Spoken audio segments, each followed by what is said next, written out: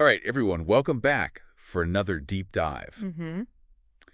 Today, we're really venturing off the beaten path with this one. Okay. We're talking about a region you don't usually hear about for their wine, Okay.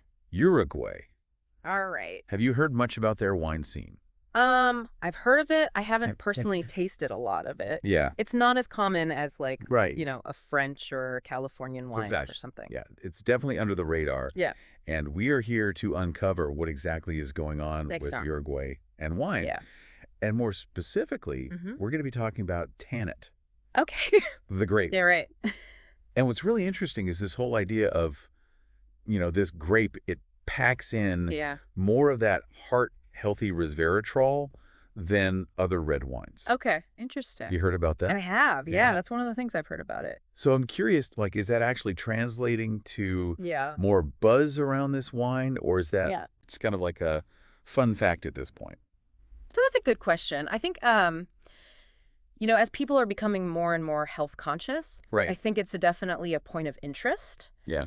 But I wouldn't say it's the primary driver behind people suddenly discovering Uruguayan Tanit.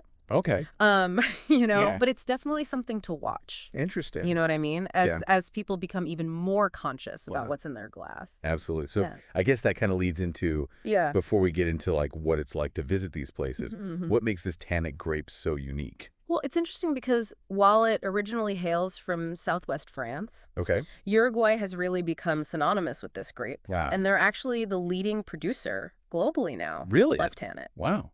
Leading producer. That's impressive. It is impressive. And speaking of impressive, Yeah. the story of Pascual Heriog Okay. really stood out to me Yeah. in terms of how perfectly suited Uruguay is for this grape. Absolutely. Yeah. I mean, his journey from France to Uruguay in the 1870s is a fascinating one. Yeah. He essentially stumbled upon the ideal conditions for growing Tanit in this South American country. Wow. And it's because of his pioneering efforts that, we now have this thriving, modern Uruguayan wine industry. Wow. So he really planted the seeds both literally and figuratively. Exactly. Yeah.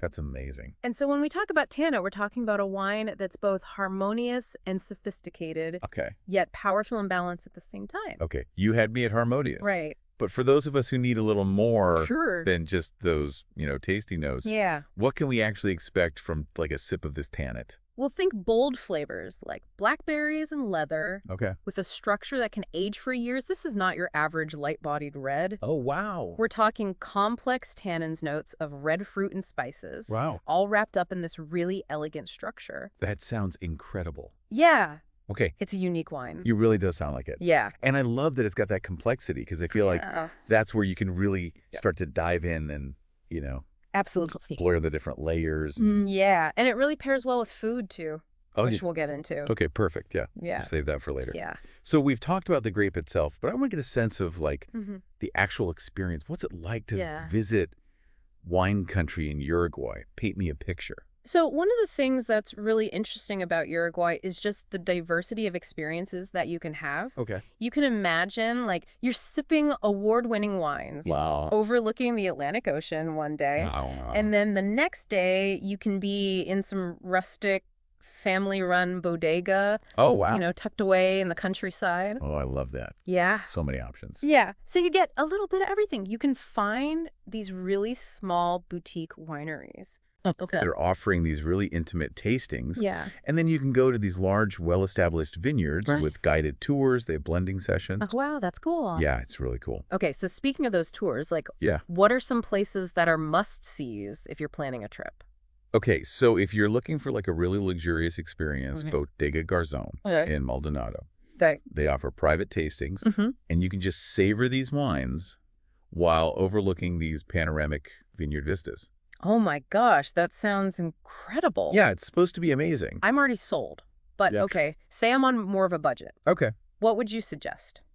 There are definitely options for all types of travelers. Yeah. That's part of what's so great about Uruguay. Okay. For a charming mid-range stay, Mm-hmm. I would recommend Posada Campotinto in Carmelo. Okay. It has this really lovely, rustic, chic vibe. Cute. Yeah. I love that. And it's in the heart of wine country. Perfect. Okay. That's going on the list. Yeah. And for someone who wants to get really off the beaten path. Yeah, if you're feeling adventurous, Okay. Finca Piedra Yeah. in San Jose, Okay. They offer a much more, like, intimate and rustic experience. Got it. So you can stay in, like, a cozy guest house surrounded by vineyards. That sounds amazing. Yeah. Very peaceful.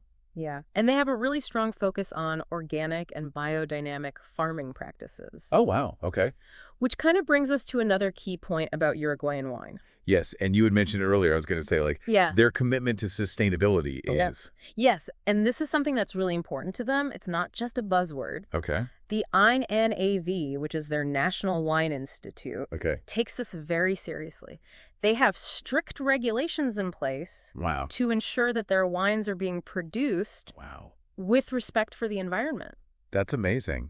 Yeah, it's a big deal. So it's really like that win-win for the eco-conscious traveler of like, I get to enjoy this amazing drink, but I can also feel good about it. Exactly. You're supporting sustainable practices. I love that. And it's something that you'll find throughout the region. It's really ingrained in their winemaking philosophy. I love that it's like they understand that a good wine should not only taste good, but it should feel good to drink, knowing that it was made with care. Absolutely. For the land and the people who... Yeah, it's about the whole package. Exactly. Yeah, it's an experience. It is. It's not just, a beverage. More than just a drink, yeah. So it sounds like we've got Uruguay quietly emerging as this, like, really incredible wine destination. Absolutely. It's kind of stealing the show with all these, like, bold flavors, potential health benefits. Yeah. And they're doing it all in this, like, sustainable way.